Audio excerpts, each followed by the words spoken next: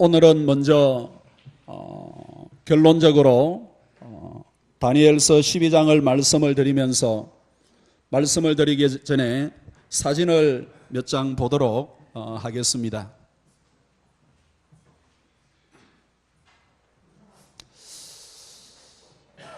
성경은 사람들의 구체적인 삶을 역사하시고 다스리시는 하나님의 일하심을 보여주시는 말씀이에요. 아브라함과 이삭과 야곱과 많은 성경의 인물들을 보시면은 우리가 쉽게 짐작을 할 수 있겠습니다. 그리고 성경은 한 개인의 인생사뿐만 아니라 세계 모든 세상 속에서 역사 속에서 하나님의 일하심을 보여주시는 하나님의 말씀이 바로 성경이 되겠습니다.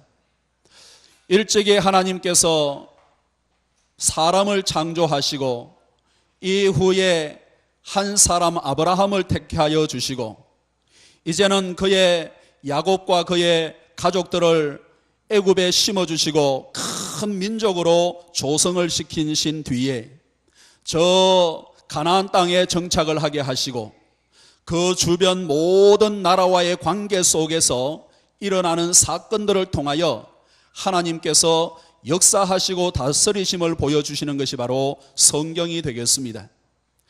그래서 우리가 성경의 많은 역사는 잘 알 수가 없지만은 몇 가지 중요한 연대와 나라들과 상황들을 기억을 할 수 있다고 한다면은 성경을 보다 깊이 이해를 할 수가 있고 성경이 새롭게 와닿는 것을 경험할 수가 있겠습니다. 오늘은 이스라엘이 남쪽과 북쪽으로 나누어져서 이후에 멸망을 하게 되고 다니엘서의 배경이 되고 있는 그 중간사에 대한 내용을 몇 장의 사진으로 볼 수 있겠습니다. 먼저 북쪽 이스라엘의 멸망입니다. 주전 722년 상당히 중요한 연대라고 하겠습니다. BC 722년 이스라엘은 아시리아의 멸망을 당하게 되었습니다. 그때 주력 부대가 18만 5천 명, 열왕기하 19장 35절에 보시면은 히스기야가 하나님 앞에 기도할 때 그 주력 부대가 전멸당하게 되는 역사적인 사건들을 우리에게 보여주고 있습니다. 그리고 이 아수르와 관계해서 그 나라의 수도가 니느웨가 되겠는데 니느웨의 회개와 멸망과 관련한 성경이 바로 요나서와 나훔 성경이 되겠습니다. 한 100년 정도의 간격을 두고 요나는 니느웨의 회개를 촉구를 했을 때 모든 니느웨 사람들이 회개를 하고 구원을 받았지만 이후 한 100년 뒤에 나훔이 다시 회개를 촉구했을 때 그들은 회개하지 않고 결국 나훔이 예언을 한 말씀이 마치기 한 1년 뒤에 이 아수르가 멸망을 당하게 되는 것을 볼 수가 있습니다. 그때가 바로 주전 612년경이었습니다. 메디아, 성경에서는 메데라 하는 나라와 바벨론의 연합군에 의해서 아수르가 612년에 멸망을 당하고 말았습니다. 그리고 남쪽 유다 역시 멸망을 당하게 되는데 3차에 걸쳐서 이스라엘 성이 예루살렘 성이 포위가 되고 성전이 회파되고 3차에 걸쳐 바벨론으로 남쪽 유다 사람들이 이제 포로로 잡혀가게 되는데 1차가 바로 주전 605년 여호야김 왕 때였습니다.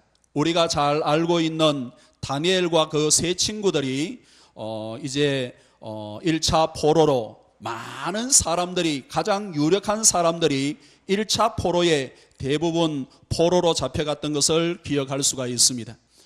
그리고 2차는 한 7, 8년 뒤에 597년에 여호야긴 시대에 또 한 번 포로로 잡혀가게 되고 또 한 7, 8년 뒤에 이제 주전 586년에 시드기야 왕 때 이스라엘은 남쪽 유다는 완전히 멸망을 하고 말았습니다. 그때가 바로 주전 586년, 그러니까 북쪽 이스라엘은 722년, 남쪽 유다는 586년이에요. 우리 구역장들과 교사분들이 많이 계시는데 요 사진은 우리 그 홈페이지에 올려놓을 테니까 한 번 더 보시고 그렇게 이 사건들을 꼭 기억을 하고 연대 몇 가지는 기억을 할 수 있으면 좋겠습니다. 자, 남쪽 유다가 586년에 시드기야 때에 3차에 걸쳐서 망하게 되는데 그때가 바로 바벨로니아, 역사적으로는 신바벨로니아가 되겠습니다. 느부갓네살 왕에 의해서 이스라엘이 포로로 잡혀가고 나라가 망하게 되었습니다. 이스라엘이 이렇게 3차에 걸쳐 포로로 잡혀간 것처럼 이제 다시 돌아올 때도 3차에 걸쳐서 이스라엘 백성들이 돌아오는 것을 볼 수가 있습니다. 그때가 바로 주전 538년 바벨론이 멸망을 할 때인, 페르시아에 의해서 바벨론이 멸망을 하는 그때에 이스라엘 백성들이 이제 돌아오게 되었습니다. 페르시아의 고레스 왕에 의해서 이제 이스라엘은 3차에 걸쳐 돌아오게 되는데 1차는 538년 지도자가 스룹바벨과 여호수아가 가장 많은 한 5만 명 이상의 많은 포로들을 데리고 예루살렘으로 고국으로 돌아와 민족 부흥과 성전 회복에 힘썼던 것을 볼 수가 있습니다. 그리고 한 7, 80년 뒤에 두 번째로 학사겸 선지자 에스라가 또 한 몇천 명의 사람들을 데리고 2차로 예루살렘으로 돌아오게 되고 마지막 총독으로 느헤미야가 주전 444년경에 이스라엘을 여러 사람들을 데리고 고국으로 돌아오는, 그래서 남쪽 유다는 세 번에 걸쳐 포로로 잡혀가고 세 번에 걸쳐 예루살렘으로 이스라엘로 돌아오는데 우리나라 과거 일제 강점기처럼 다 돌아오는 것이 아니, 일부는 예루살렘으로 이렇게 3차에 걸쳐 돌아오지만은 더 많은 사람들이 과거의 아수르나 바벨론, 페르시아 땅에 살고 있는 것을 볼 수가 있습니다.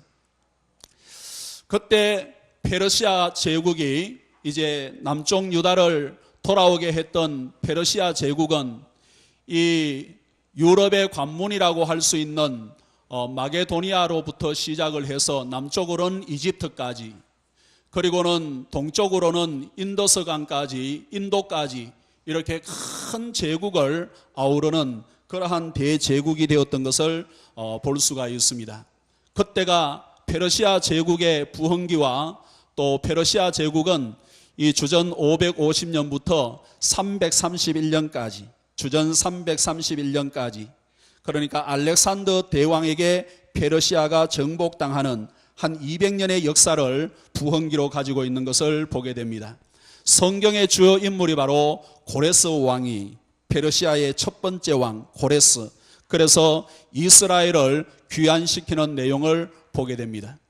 이제 페르시아를 멸망시킨 알렉산더 대왕의 제국은 그 페르시아 제국보다 훨씬 더 큰 나라를 세웠던 것을 볼 수가 있습니다.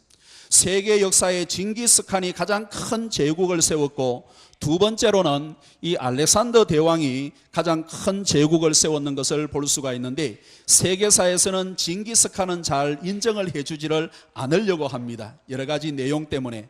그래서 사실 세계사의 가장 큰 제국을 설립을 한 것은 바로 알렉산더 제국이다, 대왕의 나라이다. 그래서 그는 지금의 그리스 북쪽 작은 마게도니아라는 곳에서 작은 나라에서 출발을 해서 이렇게 페르시아를 다 점령을 하고 이 북쪽 아프리카, 이집트와 북쪽 아프리카까지 아우르는 세계에서 가장 큰 제국을 이렇게 세우는 것을 볼 수가 있는데 이렇게 큰 제국을 세웠지만은 불과 10수년 만에 그는 33세의 어린 나이에 요절을 하고 말았습니다. 그러니까 나라가 4분 5열되고 처음에는 그의 부하 장군들에 의해서 20여 나라로 이렇게 분할되어 있었는데 이제 4개 나라로 이렇게 정착이 되는 것을 볼 수가 있는데 이쪽의 나라들은 성경에 많이 등장을 하지를 않습니다. 하지만 이 알렉산더 이후에 톨레미 왕조가 가장 먼저 왕성한 나라로 한 150년 가까이 그렇게 주력으로 등장을 하게 되는데, 자연히 이집트가 강해지면서 이스라엘까지 그렇게 속국으로 지배하게 되는 것을 보게 됩니다. 또 세월이 좀 지나서 이제는 북쪽 시리아의 셀루커스 왕조가 더 강성해지면서 이집트가 힘을 못 쓰게 되는데, 많은 전쟁을 하면서 점점 이집트가 약해지게 되는데, 이 셀루커스 왕조가 한 100년 동안 더 나라를 이 제국을 크게 다스리면서 이스라엘은 자연스럽게 이 시리아의 속국이 되어서 그렇게 오랫동안 내려오다가 일어나는 로마에 의해서 이 시리아가 정복이 되고 이스라엘은 로마의 속국이 되고 하는 것을 볼 수가 있습니다.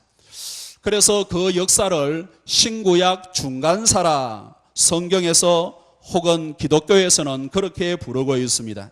세상의 역사는 고대, 중세, 근대, 현대 이렇게 구분을 하지만은 기독교 역사에서는 구약 시대, 신약 시대, 그 중간에 있었던 시대를 신구약 중간사 시대라, 약 400년에서 450년간의 기간을 신구약 중간사 시대라 그렇게 말을 하고 있습니다. 그래서 성경에 보시면은 성경이 많은 내용을 예언을 하고 마지막 세대를 예언을 하기도 하지만은 주로 성경 다니엘서의 이 배경이 되고 있는 것은 바로 신구약 중간사 기간, 그때 일어나는 역사적인 사건들을 통하여 하나님이 세계의 주권자이시다 하는 것을 우리에게 보여주고 있습니다. 이 신구약 중간사는 3기로 나눌 수가 있는데, 지난번에 말씀을 드린 것처럼 주전 400년에서 331년 바사 제국의 통치 기간까지, 그리고 2기는 이제 알렉산더가 등장을 하면서 헬라 제국이 무너있는 그 63년까지, 이제는 3기는 로마가 등장을 하면서 로마 초기 시대까지, 이 3기로 신구약 중간사를 나누어 볼 수가 있겠습니다. 이렇게 성경은 역사적인 사건과 역사를 배경으로 해서 하나님의 일하심을 보여주고 있는 것이 우리가 지금 살펴보고 있는 다니엘서의 내용이 되겠습니다. 불을 켜주시고, 이제 오늘 이 다니엘서 12장은 다니엘서의 결론에 해당하는 말씀이 되겠습니다. 그동안 우리는 다니엘서가 예언하고 있는 내용들이 이스라엘 주변 나라의 흥망성쇠로 온전하게 이루어진 것을 보게 되었습니다. 이것은 역사의 유일한 주관자가 바로 하나님이시라는 것을 우리에게 보여주시는 말씀이, 우리가 잘 모르지만은 성경에 예언된 모든 내용들이 세계사와 개인사에 온전하게 성취되고 이루어지는 것을 우리는 보게 됩니다. 그것을 지금 제가 말씀을 드리고 있는 내용이 바벨론과 페르시아와 헬라와 로마와 이스라엘 주변으로 시작하여 많은 나라들이 제국으로 일어나게 되는데, 그 모든 제국들의 역사는 그들의 역사가 아니라 그분의 역사인 것을 말씀을 해주고 있습니다. 다니엘을 통해 예언하신 모든 내용들이 한치의 오차도 없이 다 성취되고 이루어지는 것을 우리는 보셨습니다. 이렇게 다니엘서는 하나님께서 세밀하게 역사를 운행하시고 펼쳐나가시는 것을 기록을 하고 성취된 것을 볼 수가 있었습니다. 이렇게 하나님의 손길은 넓게는 세계의 모든 나라와 민족과 열방을 다스리시고 주관을 하시지만은 좁게는 개개인의 모든 삶의 영역 가운데 세밀하게 역사를 하시고 인도하시고 다스리시는 분이 바로 저와 여러분들이 믿고 있는 하나님이시다 하는 내용의 말씀이, 아브라함이 가나안의 흉년이 들었을 때 믿음이 흔들려 당시의 곡창지대로 알려졌던 저 애굽 이집트에 내려가서 가정이 파산당하고 큰 어려움을 당할 수밖에 없는 그런 상황이었지만은 하나님께서 아브라함을 지켜주시고 마침내 가나안 땅으로 돌아오게 하시는 내용을 우리는 창세기를 통해서 볼 수가 있습니다. 다니엘이 주변 관로들의 모함으로 사자굴에 던져졌지만은 하나님께서는 사자의 이와 목구멍과 사자의 모든 짐승의 모든 발톱까지도 주장하시고 다스리시는 분이시라 하는 것을 우리는 알 수가 있는 거예요. 이후에 수많은 사람들을, 모든 사람들을 지켜주시고 인도하여 주셨을 뿐만 아니라 요셉이 옥에 갔을 때도 함께 하신 하나님, 베드로가 옥에 들어갔을 때도 함께 하셨고, 바울과 실라가 복음을 전하다가 옥에 들어갔을 때도 함께 하셨던 그 하나님, 지금 여전히 살아계셔서 우리의 모든 삶들 가운데 함께 하시고 은혜를 베풀어 주시는 줄로 믿습니다. 이번 토요일 날 결혼을 할 가정이 있는데 하나님께서 여러분들을 만나게 해 주시고 때가 되어 결혼 예식을 올릴 수 있도록 인도를 해 주시는 거예요. 삶의 영역 구석구석까지 하나님께서는 지금도 우리를 감찰하시고 인도하시고 도와주고 계시다. 그분 살아계시는 하나님을 전적으로 신뢰하고 그분의 뜻을 깨달아 순복함으로 하나님의 세계 경영사에 크게 쓰임받는 이 자리의 모든 교우들이 다 되어지기를 주의 이름으로 축원합니다. 그래서 역사를 영어로 히스토리라고 하잖아요. His story, 그분의 이야기가 바로 역사예요. 사람의 역사가 세계사가 아닌 하나님의 일하심, 하나님의 이야기, 하나님의 역사, 이것이 바로 세계사예요. 우리는 사람들의 일어남과 나라가 망하고 일어나고 하는 그러한 부분들을 배우고 있지만은 그 배후에서 역사하시는 하나님의 손길, 그것이 바로 세계사이다. 그 세계사 가운데 역사하시는 하나님을 신뢰하고 우리 인생사를 이끌어 가시는 하나님을 신뢰함으로 믿음 가운데 승리하는 우리 교회와 성도들이 다 되기를 원하는 거예요.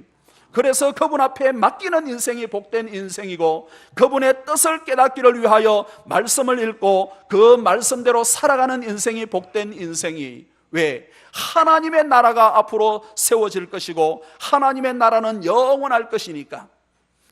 잠깐 있다가 없어질 세상 나라에 관심을 가지는 것 이상으로 영원한 하나님의 나라, 하나님의 말씀을 붙들고 승리하는 교회와 성도들이 되기를 원하는 겁니다. 우리 1절의 말씀을 한번 읽어보시겠습니다. 1절의 말씀 시작. 그때에 내 민족을 호위하는 큰 군주 미가엘이 일어날 것이요 또 환란이 있으리니 이는 개국 이래로 그때까지 없던 환란일 것이며 그때 내 백성 중 책에 기록된 모든 자가 구원을 받을 것이라. 그때에, at that time, 그때에. 1절 뒷부분에 또 한 번 그때에 라는 말씀이 있습니다. 이 그때에라는 이 말씀은 11장 40절에 마지막 때에 라는 말과 같은 말이, 따라서 12장과 11장은 연결되어 있는 말씀이고 마지막 때 예수님 재림하실 때까지 주어지는 말씀인 것을 우리에게 볼 수가 있습니다. 이스라엘을 잔해하던 잔혹하게 핍박하던 에피파네스가 이제 11장 40절부터 마지막 45절까지는 최후를 맞이할 것을 예언을 하고 있습니다. 이미 우리가 이루어진 것을 보았습니다. 북방왕 시리아의 에피파네스가 이집트 원정에 크게 성공하고 있을 즈음에 시리아 동북쪽에 있었던 파르티아와 알메니아가 반란을 일으켰다는 소식을 듣게 되어 군사를 회군을 하고 돌리게 되었습니다. 그래서 지중해와 예루살렘 성 사이에 장막 궁전을 세우고 그들을 치기 위하여 준비를 하고 있는 그러한 상황에 한 통의 전령의 소식을 듣게 되었습니다. 유다의 예루살렘에 주둔하고 있었던 북쪽 시리아의 군대가 유다의 군대에 의해서 크게 패하고 전멸을 당했다는 소식이에요. 그렇게 많지 않은 군사입니다. 그 소식을 듣자 매우 놀라고 큰 충격이 되어서 그는 마음이 상하여 결국 일어나지 못하고 죽음에 이르게 되는 것을 볼 수가 있습니다. 남쪽 이집트를 정복을 하고 과거의 페르시아와 헬라 시대의 많은 그 큰 나라를 시리아가 정복을 하고 다스릴 줄 알았는데 불과 8, 9년 만에 이 에피파네스 북쪽 왕이 이렇게 죽음에 이르고 말았습니다. 저는 여기에서 먼저 예언의 이중성에 대하여 말씀을 드리고 싶습니다.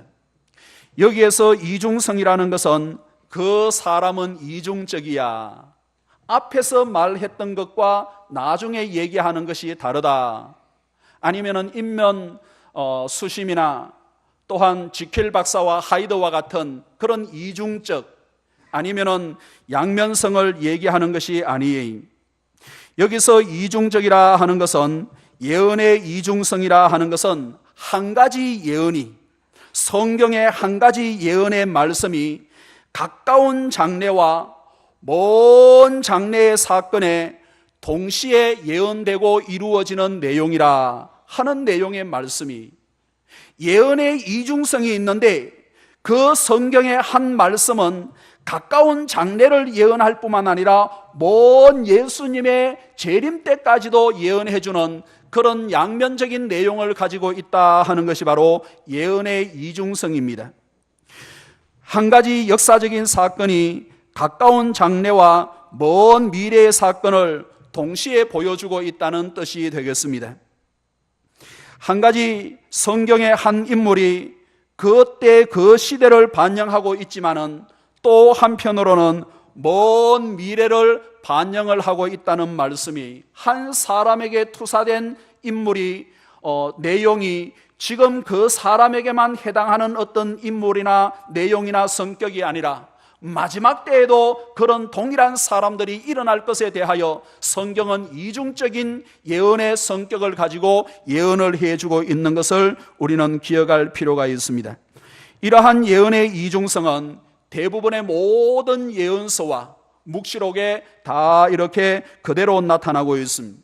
따라서 다니엘서 11장과 12장의 말씀은 중간사에 다니엘 이후에 한 200~300년 뒤에 일어날 예언의 말씀일 뿐만 아니라 마지막 예수님께서 재림을 하시는 그 순간에도 성취될 하나님의 말씀인 것을 우리에게 보여주고 있습니다.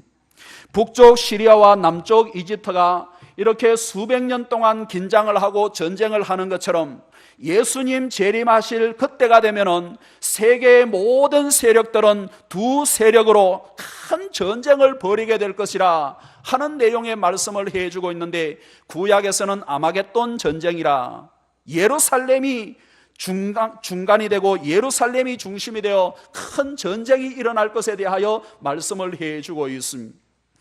그리고 그 전쟁의 와중에 예루살렘 성전을 더럽히고 이스라엘을 크게 핍박했던 북쪽 시리아 에피파네스와 같은 왕은 마지막 세대에도, 예수님 재림하시기 그 마지막 세에도 적그리스도로 나타날 인물로 그렇게 예언되고 그렇게 보여주고 있는 성경의 모습을 우리는 기억할 필요가 있습니다.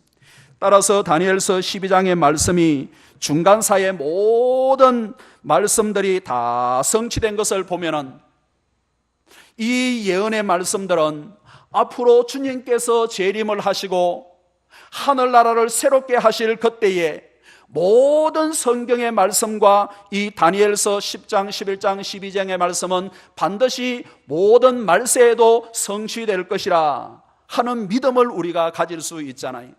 성경의 어떤 사건들, 성경에 등장하는 인물들, 성경에 예언된 말씀들이 성취되는 것을 보면은 우리가 그러한 믿음을 갖기를 원하시는 하나님의 심정인 것을 우리에게 보여주고 있습니다.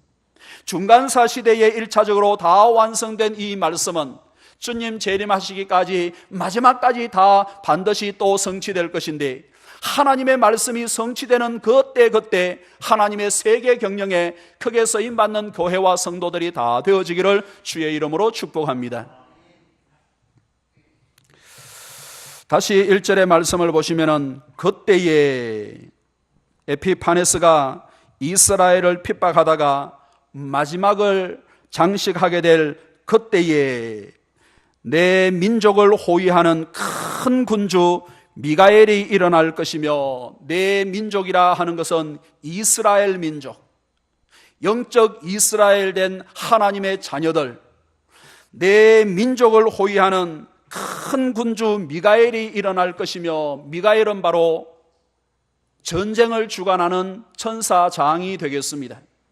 그래서 마지막 세대이든 또 이 중간사 시대이든 하나님께서는 예루살렘과 이스라엘을 보호하시고 또 하나님께서는 성도들을 보호하실 것을 말씀을 해주고 있습니다. 북쪽 시리아와 남쪽 이집트가 한 300년 이상 걸쳐서 계속해서 전쟁을 하니까 중간에 샌드위치로 끼어있는 이스라엘 예루살렘이 얼마나 힘들었겠습니까? 그래서 성도들의 마지막에 있을 많은 환난에 대하여 12장 1절에 말씀을 해주고 있는데, 개국 이래로 그때까지 없던 환난일 것이라. 그러나 성도 여러분, 오늘 찬양대가 찬양을 한 것처럼 그 모든 환난과 고난 가운데 반드시 승리하게 하실 분이 바로 하나님이신 줄로 믿습니다. 성도를 끝까지 지켜주시는 하나님. 요한복음 13장 1절의 말씀을 보니까 6월절 전에 예수께서 자기가 세상을 떠나 아버지께로 돌아가실 때가 이런 줄 아시고 세상에 있는 자기 사람들을 사랑하시되 끝까지 사랑하시니라. 할렐루야. 주님께서 십자가 사건을 앞두셨는데 그 주님께서 십자가 사건 얼마나 어렵고 힘든 순간이겠습니까? 하지만 자기 사람들, 제자들, 따르는 사람들을 끝까지 사랑하시니라 라고 말씀을 해주고 있습니다. 마귀가 벌써 가룟 유다의 마음에 예수님을 팔 생각을 넣어주고 행동으로 옮기는 시점이었습니다. 그래서 베드로는 닭이 2번 울기 전에 예수님을 3번이나 모른다고 그렇게 부인을 했습니다. 그리고 그것이 죄책이 되고 자책이 되어 부활하신 예수님을 만났음에도 불구하고 예수님 앞에 나갈 수 없을 정도의 나약한 믿음으로 떨어져 있는 그 베드로, 그러나 주님께서 네가 나를 사랑하느냐 3번씩 물어봐 주시면서 마침내 그를 세우고 그에게 성령 충만을 경험하게 하여 예수님처럼 십자가에 달려 죽기까지 하나님의 일들을 감당했던 베드로의 모습, 예수님께서 그 사랑하는 제자들을 끝까지 사랑하셨기 때문에 가능한 일들이었습니다. 이 자리에 계시는 우리 모든 성도들, 하나님께서 저와 여러분들을 붙들어 주시고 믿음으로 승리하는 저와 여러분들이 되기를 주의 이름으로 축원합니다. 성도에게는 고난은 있지만은 온전한 패배는 있을 수 없는 거예요. 성도에게는 전쟁은 있지만은 멸망은 없는 거예요. 왜? 하나님께서 끝까지 붙들어 주시니까. 하나님의 붙들어 주심을 경험하고 증거하는 산믿음의 정인들이 다 되어지기를 간절히 원합니다. 그때에 1절 하반절에 보니까 내 백성 중에서 책에 기록된 모든 자가 구원을 받을 것이라.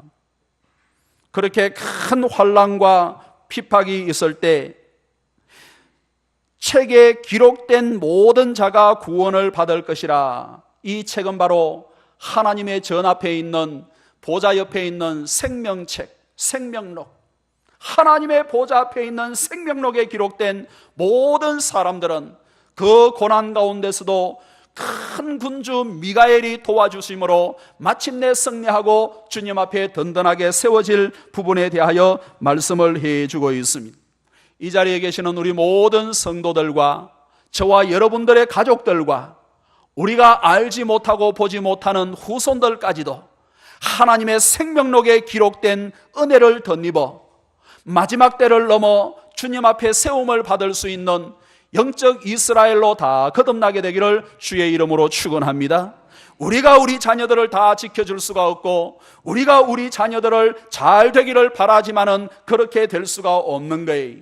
모든 역사를 통시적으로 역사하시고 모든 환경과 여건을 뛰어넘어 보호하시고 인도해 주실 그 하나님의 손바닥에 있는 이름들, 하나님의 보좌 옆에 있는 생명록에 기록된 하나님의 자녀들은 하나님께서 반드시 책임지시고 인도하시고 승리하게 하시는 줄로 믿습니다. 여러분들과 여러분들의 후손들이 하나님의 생명록에 기록된 영광을 경험하고 하나님 앞에 찬양하게 되기를 원하는데, 알지 못해서 그렇지 우리가 마지막에 주님 앞에 섰을 때 하나님의 생명록에 기록되어 있는 이름이 얼마나 영광스러운 이름인지, 그때 우리는 마치 얼굴과 얼굴을 대하듯 선명하게 그 뜻을 발견하고 영광을 누리며 하나님 앞에 찬양하게 될 줄로 믿습니다. 그러한 은혜가 우리 모든 교우들에게 함께 하기를 원하는 거예요. 그리고 2절에서 4절까지는 마지막 때에, 이 다니엘 이후에 중간 시대의 마지막 때일 뿐만 아니라 예수님이 재림하실 때에 일어날 마지막 때의 그 현상들에 대하여 말씀을 해주고 있습니다. 2절을 한번 읽어보겠습니다. 2절 시작. 땅의 티끌 가운데서 자는 자 중에서 많은 사람이 깨어나 영생을 받는 자도 있겠고 수치를 당하여서 영원히 부끄러움을 당할 자도 있을 것이며, 부활에 대하여 2절과 3절은 말씀을 해주고 있습니다. 땅의 티끌 가운데 자는 자라, 죽은 사람들.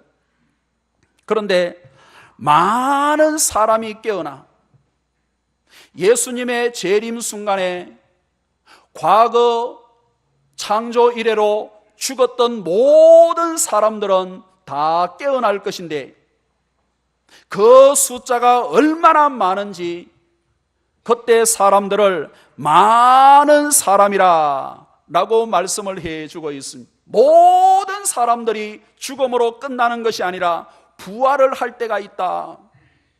그런데 그 많은 사람들이 깨어나 영생을 받는 자도 있지만은 수치를 당하는 사람도 있을 것이라. 잠자는 영혼들이지만은 몸과 영혼이 분리되는 그 순간에 영혼은 천국에 가고 일부 영혼들은 지옥에 가 있는 사람들이 있을 거예요.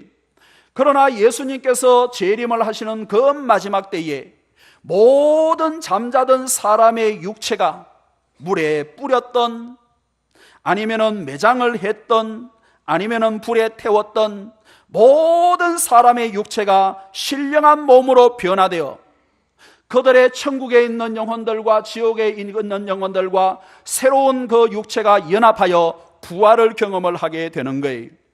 그래서 천국에 갔던 하나님의 자녀들은 다시 신령한 몸을 덧입고 저 영원한 천국에 갈 뿐만 아니라 이제는 지옥에 가 있던 영혼들 역시 신령한 몸으로 변화된 그 육체와 함께 결합되어 영원한 형벌에 떨어지게 될 것에 대하여 말씀을 해주고 있는 내용이, 사랑하는 성도 여러분, 우리가 이 세상을 사는데 70이요 80이라고 했습니다. 우리가 한 100세까지 산다고 하더라도 영원한 세계, 영원한 세상에 비하면 손톱 정도와 한 점밖에 되지 않는 인생이지만은 우리가 사는 이 세상과 이 시대가 얼마나 중요한지, 영원을 좌우하는 것이 바로 저와 여러분들의 짧은 생애예요. 이 자리에 계시는 우리 모든 성도들이 이 짧은 세대에 세상의 관점을 가지고 세상의 적응력을 키우는 성도가 아니라 하나님의 말씀을 붙들고 하나님의 나라의 적응력을 키워 우리의 짧은 세상이 영원토록 복 주시는 하나님의 나라에 들어갈 수 있는 저와 여러분들이 다 되어지기를 간절히 원합니다. 그리고 주님의 재림 시에 살아있던 사람들도, 그때까지 살아있던 사람들도 몸이 호련히 갑자기 변화되어 신령한 몸이 되는 거예요. 여기서 신령한 몸이라 하는 것은 예수님께서 죽은 지 3일 만에 부활하셨을 때의 몸과 같은 성격이 먹을 수도 있고 안 먹을 수도 있고, 공간과 시간에 장애를 받지 않는, 문이 닫혀 있어도 부활하신 예수님이 서러럭 들어오신 마치 만화의 주인공과 영화의 주인공처럼 이 신령한 몸은 바로 모든 것에 장애를 받지 않는 그러한 몸이에요.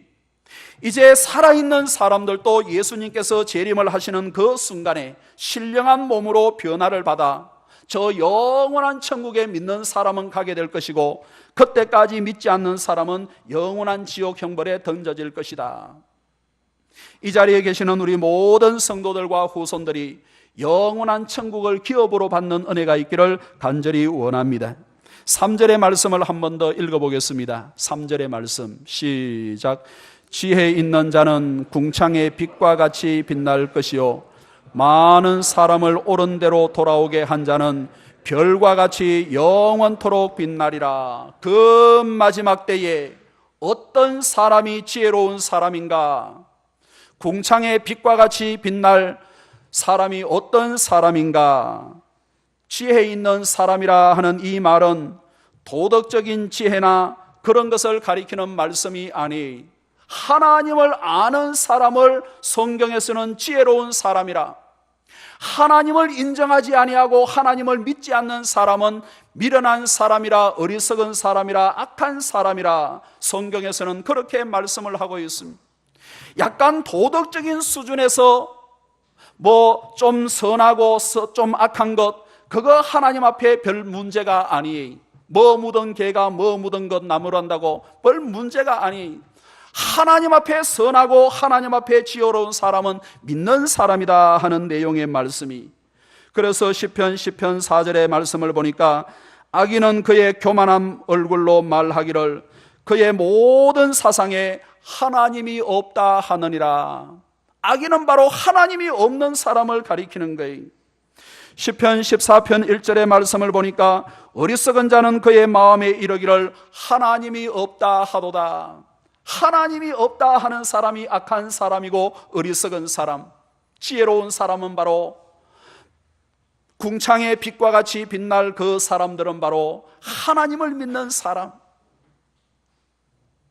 마지막 1차 물로 심판하실 때 많은 사람들이 홍수 가운데 죽어가면서 그 노아와 가족들을 어떻게 생각을 했겠습니까?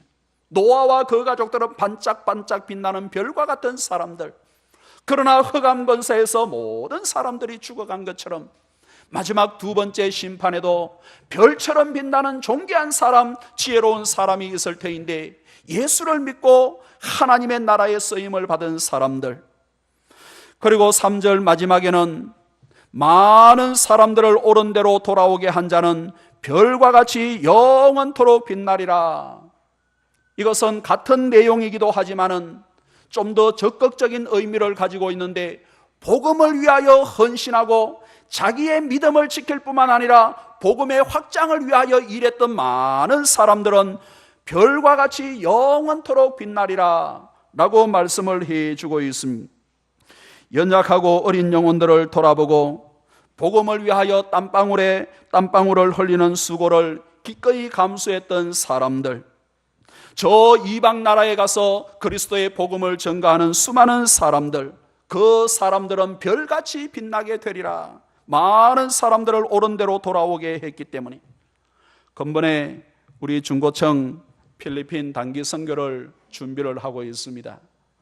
우리 학생들과 청년들 또 교사들이 가게 되는데, 이를 위하여 기도로 준비해 주시고 또 많은 분들이 물신양면으로 협력해 주시는 것 얼마나 감사한 일인지 모르겠습니다.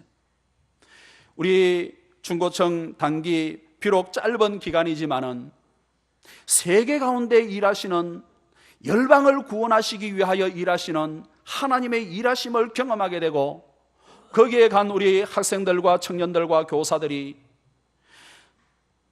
하나님의 일하심을 마음에 품고 더 큰 비전을 세우고 돌아올 수 있는 계기가 되기를 간절히 원하는 거예요. 왜냐하니까 많은 사람들을 옳은 대로 돌아오게 한 자들은 별과 같이 영원토록 빛나리라 라고 말씀을 해주고 있습니다. 궁창의 빛과 같이, 밤하늘의 별과 같이 정교하게 빛나는 우리 모든 교우들이 다 되어지고 끝까지 믿음을 지킬 뿐만 아니라 복음을 위하여 진력할 수 있는 저와 여러분들이 되기를 원하는 거예요. 4절을 한번 읽어보겠습니다. 4절 시작. 다니엘아, 마지막 때까지 이 말을 간수하고 이 글을 봉함하라. 많은 사람이 빨리 왕래하며 지식이 더하리라. 마지막 때까지 이 말을 간수하라.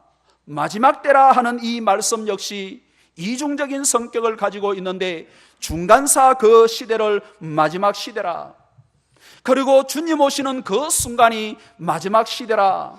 우리는 마지막 말세지 말에 살고 있는 거예요. 안 믿는 사람들도 세상을 가리켜 말세다 말세다 그렇게 말하고 있는데, 그 말은 맞아요. 말세지 말을 우리가 살아가고 있는 거예요. 마지막 때까지 이 말을 간수하고 이 글을 봉함하라. 하나님께서 다니엘을 통하여 신상을 보여주시고 많은 나라들이 일어났다 사라지게 될 것을 말씀을 해주시면서, 구체적으로 그 예언의 말씀들이 중간사 시대에 다 이루어졌음에도 불구하고 하나님께서 그 말씀을 봉함을 하고 하나님께서 그 말씀을 간수하고 있기 때문에, 그 당시에 살아있는 많은 사람들이 하나님의 말씀들이 구체적으로 세계사 속에 이루어지고 있음에도 불구하고 알지를 못했습니다. 지금도 구약에 있는 말씀이든 신약에 있는 말씀이든 저 마지막 계시록에 있는 말씀이든 많은 말씀들이 봉함하여져 있고 닫혀져 있기 때문에, 이 세상을 살아가고 있는 많은 사람들이 하나님의 말씀들이 세밀하게 역사하고 세밀하게 응답되고 이루어지고 있음에도 불구하고 많은 사람들이 알지를 못하는 거예요. 중간사 시대가 지나가고 지금 우리가 모든 이루어진 역사를 가지고 성경을 보니까 성경이 이렇게 반드시 꼭 이루어졌는데, 마지막 그날에도 모든 일들이 마치는 그 순간에는 그 모든 역사적인 사건과 내용을 보고 성경을 비추어 보면은 성경이 1.1획도 변함이 없이 완전하게 이루어지고 성취된 것을 우리는 다시 한 번 더 경험하게 되는 줄로 믿습니다. 세상은 지금도 세상의 역사를 쓰고 있는 것이 아니라 하나님의 역사를 기록하고 있는 거예요. 사람들이 알지 못하고 깨닫지 못할 따름이지. 지금 우리가 살아가고 있는 삶의 영역 구석구석에도 우리의 의지나 우리의 역사를 쓰고 있는 것이 아니라 그분의 역사를 쓰고 있는 거예요. 그분의 역사에 맞는 사람은 하나님의 세계 경영과 하나님의 은혜 가운데 감사와 기쁨으로 살아가게 될 것이지만은, 하나님의 말씀과 하나님의 뜻에 일치하지 않는다면 얼마나 그 개인도 힘들고 어렵겠습니까? 이 자리에 계시는 우리 모든 성도들, 그 말씀이 봉하여지고 그 말씀이 간수된 말씀이 아니라 기록된 말씀을 통하여 열려지는 은혜가 있고, 앞으로 모든 말씀들이 반드시 성취될 것이라는 믿음으로 하나님의 말씀을 붙들고 한 걸음 한 걸음 승리하는 저와 여러분들이 되기를 간절히 원합니다.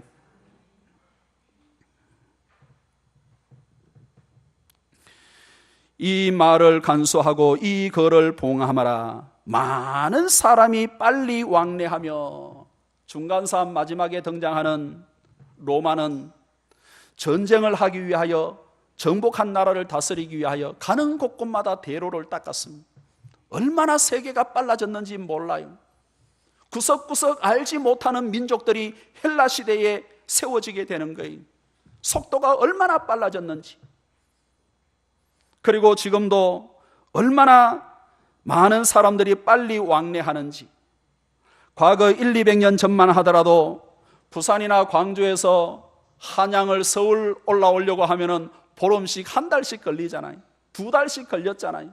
그런데 요즘은 한나절 몇 시간만 하면은 오고 가고 일 다 할 수가 있잖아요. 아침에 올라가서 낮에 모든 일을 다 보고 오후에 집에 들어가서 편안하게 쉴 수 있는 하루 한나절 생활권이 우리나라가 되었습니다. 세계도 마찬가지. 웬만하면 하루 만에 볼 일 다 볼 수 있는 것이 세계 지구촌 아닙니까? 전에는 저녁 뉴스 시간이 되어 비로소 많은 뉴스를 접할 수 있었지만은, 지금은 인터넷이 발달되어 순간순간 새로운 소식들을 접할 수가 있습니다. 어떤 사건이나 내용이 SNS로 퍼지는 것을 보면은 무서울 정도로 저 지구촌 반대쪽에 있는 내용들이 1-2분 만에, 1-2시간 만에 온 세계에 다 퍼지는 그런 시대를 우리는 살아가고 있습니다. SNS도 이전에는 홈피나 블로그나 카페에 방문해야 내용을 알 수가 있었지만은 요즘은 방문을 하지 않아도 얼마든지 다른 사람들의 내용과 사건과 사진과 이런 것들을 보고 접할 수가 있습니다. SNS의 패러다임이 급속도로 바뀌고 있는 그러한 세상을 우리는 살아가고 있습니다. 앞으로는 어떻게 바뀔지 그 속도와 양은 짐작할 수도 없는 거예요. 너무너무 빨라지는 거예요. 그리고 말세의 현상 가운데 또 한 가지는 4절 마지막에 지식이 더하리라, 지식이 더하리라. 하루에도 쏟아지는 책들이, 수천 종류의 책들이 쏟아지고 있습니다. 책과 정보의 홍수 시대를 살아가고 있습니다. 가요도 과거에는 한 번 뜨면은 몇 년씩 그렇게 톱10 아니면은 1등으로 이렇게 몇 달, 몇 년씩 이렇게 인기를 누렸는데 요즘은 몇 주간은 노래들이 없어요. 그러니까 요즘 유행하는 노래들은 잘 몰라요. 왜? 몇 주 가다가 없어져 버리니까. 요즘 무슨 노래가 유행하는지 잘 몰라요. 어른들도 그렇고 아이들도 그렇고. 아이들도 금방금방 새 노래를 자꾸 배우게 되는 거예요. 모든 분야의 지식이 얼마나 축적되고 있는지 모릅니다. 이렇게 모든 것이 빨라지고 더해지니까 따라가지 못하고 적응하지 못하는 것이 점점 더 많아지고 있습니다. 세상의 많은 것들이 점점 더 복잡해지고 다양해지면서 주님을 향한 우리의 관심은 점점 더 멀어지게 만들고 있습니다. 세상의 모든 문화와 세상의 많은 것들이 그러합니다. 지금 당장은 중요하지 않지만은 정말 중요한 것들이 점점 더 밀려가고 있습니다. 얼마나 바쁜지 몰라요. 안 바쁜 사람은 이 세상에 한 사람도 없는 것 같아. 특히 바쁘기로는 대한민국 사람이 소문이 나 있어. 저 동남아나 유럽이나 어디를 가도 한국 사람들이 가면은 안내하는 그쪽 사람들이 뭐라고 해요? 잘하시네. 빨리 타래요. 빨리 가세요. 얼마나 빨리. 요즘은요, 어른들보다 유치원 다니는 아이들, 초등학교 다니는 아이들이 더 바빠요. 학원을 10개씩 다니고 12개씩 다닌다나. 가방 던져놓고 가기 바빠. 가방이 줄줄 있어. 그런 시대에 우리가 살고 있다 보니까 정말로 중요한 것, 정말로 시간을 들여야 할 것, 만사를 제쳐놓고도 그곳에 적응을 하고 그것을 파야 할 것, 이것은 점점 더 뒷전으로 밀려가고 있습니다. 사랑하는 성도 여러분, 주님 오실 날이 점점 더 가까워지고 있는 이때에 세상의 적응력을 키우는 것 이상으로 하나님의 나라의 적응력을 키울 수 있는 저와 여러분들이 되기를 주의 이름으로 축원합니다. 잠시 있다가 몇십 년 있다가 없어질 것에 우리의 적응력을 키우기 위하여 빨리빨리 하는 것이 아니라 영원토록 변함없이 영원토록 빛나게 될 하나님의 말씀에 대한 적응력을 키울 수 있는 저와 여러분들이 되기를 원하는 거예요. 잠시 있다가 없어질 것에 적응력을 키우다가 그것이 사라지는 가운데 물거품이 될 인생과 영혼이 아니라 영원토록 빛날 하나님의 말씀에 적응력을 키워 그것이 반짝반짝 빛날 때 함께 빛나는 저와 여러분들이 되기를 주의 이름으로 축복합니다. 말씀을 맺습니다. 세상의 역사는 그들의 역사가 아니라 그분의 이야기. 태초에 천지를 창조하시고 지금도 세밀하게 운행하시고 다스리시는 분이 한 분 하나님이시기 때문에 그렇습니다.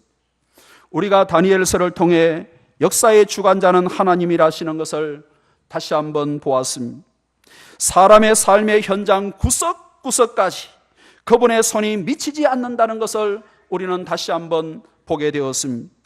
다니엘서에 기록된 모든 말씀이 중간사 시대에 그대로 성취되었을 때도 대부분의 많은 사람들이 하나님의 말씀대로 세상이 움직인다는 것을 알지 못했던 것처럼 지금도 살아계신 하나님과 그분의 말씀이 세상의 모든 역사 가운데 하나씩 이루어지고 성취되고 있음에도 불구하고 우리는 깨닫지 못하고 알지 못하는 경우들이 너무나도 많이 있습니다.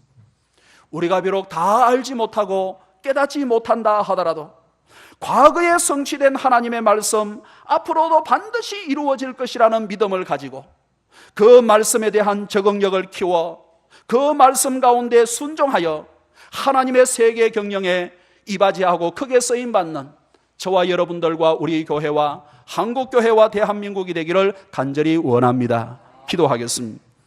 하나님 아버지 감사합니다. 과거 중간사 시대에 다니엘이 예언했던 말씀들이 200~300년 동안 또 그 후에 온전하게 성취된 것을 우리가 다시 한번 기억하게 하시고 성경의 모든 말씀들이 우리가 알 수는 없지만은 반드시 성취될 것을 믿음으로 고백하며 하나님의 말씀에 적응력을 키워 하나님의 세계 경영에 크게 쓰임받는 우리 교회와 성도들이 다 되게 인도하여 주옵소서.